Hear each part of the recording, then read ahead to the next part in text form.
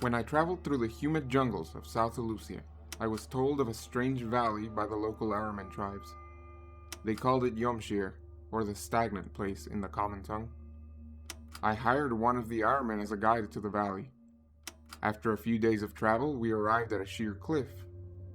My guide began to point things out and explain, but I wanted a first-hand experience. Despite my guide's warnings and the screams of my survival instinct advising me otherwise, I jumped into Yomshir with nothing but my skills and equipment. A quick feather fall spell can really help in situations of sudden altitude loss. As I floated down, my guide called out to me. "Beware the boiling fever," they said.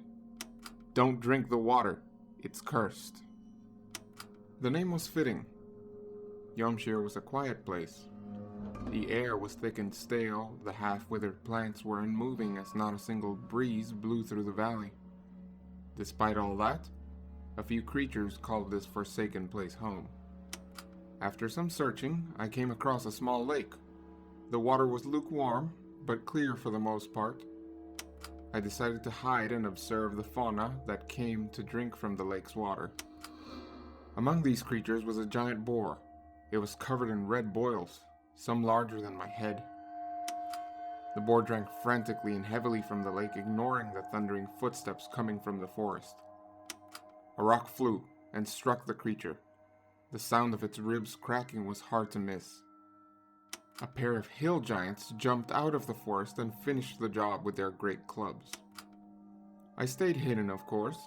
Though I've met and traded with hill giants before, I knew next to nothing of Yomshir hill giants. Best to play it safe sometimes. As the giants prepared to take the boar back to camp, they popped the larger pustules with their hands, and that was when I saw it. I know a thing or two about curses, and my gut told me that this was no curse. Welcome, students. I am your teacher, Magister. Class is in session.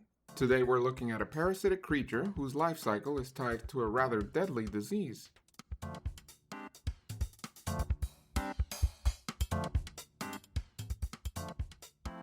The adult blood boil is a small ooze whose coloration varies from bright to dark red. Its somewhat ball-shaped body is covered in small and stout pseudopods that can extend to grapple their prey. Their bodies are heated to a pretty high temperature, so coming into contact with one will burn.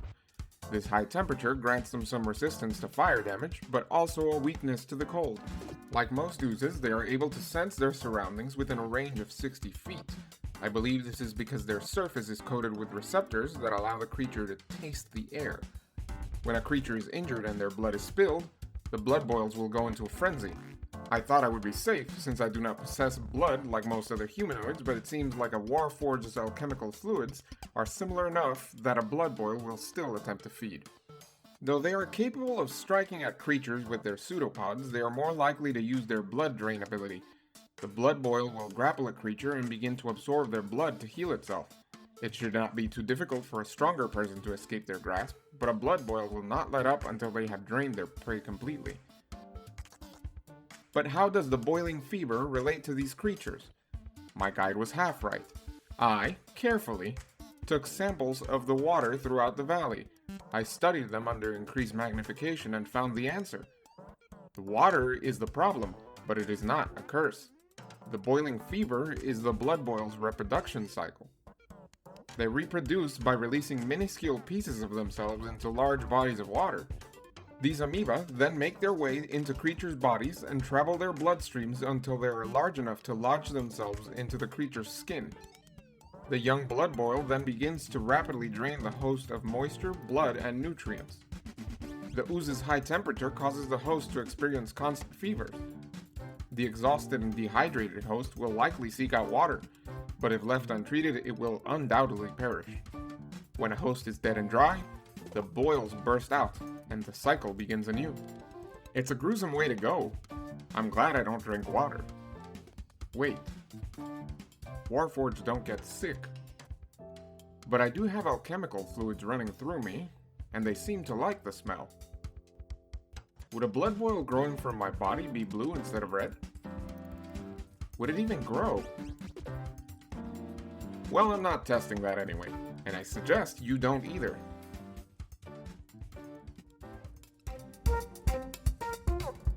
As with any disease, prevention is the best option. Though your first response would be to boil the water to purify it, blood boil amoeba are resistant to high temperatures. Thus, cooling the water proves to be a much more effective purification method in this case. The boiling fever, like many diseases, is easily cured by a lesser restoration or heal spell. Of course, these spells do not come by easily to everyone. While in Yomshire, I came across a section of forest that was largely untouched by the blood boils. I noticed many of the herbivores in the area fed on small bundles of blue flowers. My guide later told me that the flowers were called Aratosa lus, or Aratosa's breath. They are used by the Aramin in medicine and alchemical processes. It's likely that the flower holds some antibiotic properties. The only other way to survive would be to remove the boils by blade and hand when they appear on the afflicted skin, which sounds much more unpleasant. There are a few lessons to learn here. First, adventurers, purify your food and drink one way or another. It would be a shame if you survive a demon's claws and then get done in by a parasite. Second, these creatures, if properly controlled, could make a ridiculously powerful weapon against an unknowing population. Not all cities, towns, villages, or people are prepared for a parasitic outbreak. And finally, do not assume that all ill is born of evil curses. Life is what we are made of, and life is what seeks to end us. Stay safe and stay educated. Hope to see you in the next lesson, class.